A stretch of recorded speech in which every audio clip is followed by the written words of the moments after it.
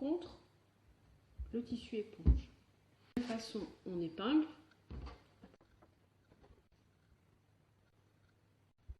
Une fois nos épingles posées, c'est la couture.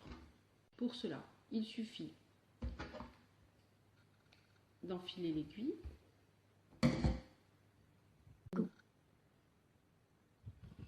On fait un nœud. N'oublie pas de faire le nœud. Donc un nœud comme une boucle standard. On fait une petite boucle et on rentre le fil à l'intérieur de cette boucle. Voilà, on obtient un nœud. On peut commencer à coudre. Donc pour commencer à coudre, on fait le point avant. Donc on passe par en dessous. On fait une petite couture comme des petites vagues.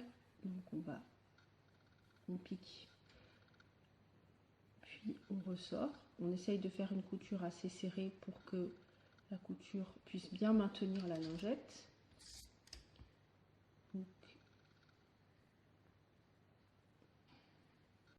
on essaye de faire des espaces réguliers. Donc toujours en plantant notre aiguille par-dessus et en arrivant par le dessous, par ici. Et en essayant d'être le plus régulier possible, comme si on suivait une ligne imaginaire.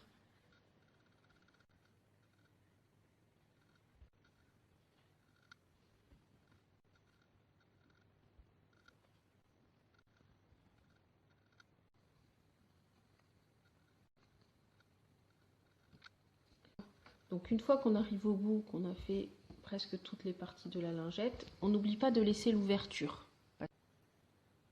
Donc on n'oublie pas de laisser l'ouverture une fois qu'on a fait les 3 côtés du carré. D'accord? On laisse une ouverture parce qu'on va retourner la lingette. On fait un nœud. Donc il faut suffisamment de fil pour pouvoir faire le nœud. On coupe le fil auprès du nœud.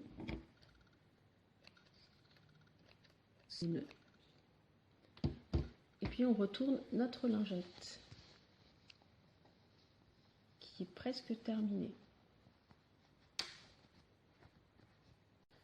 Donc il ne nous reste plus qu'à terminer le côté manquant et à coudre cette partie-là.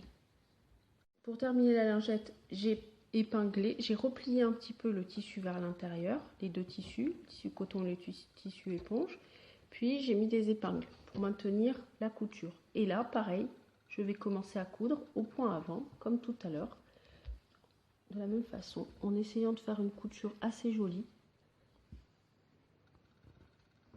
et régulière.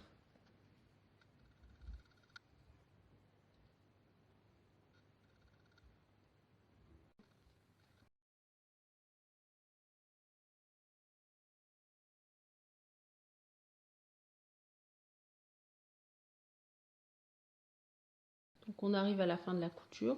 Donc moi j'ai replié mes tissus vers l'intérieur pour que ce soit plus joli.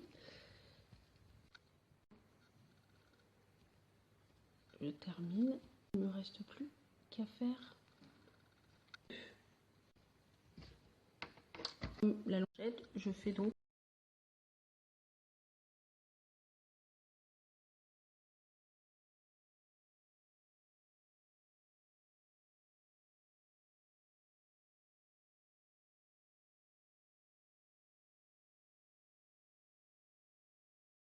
et terminé.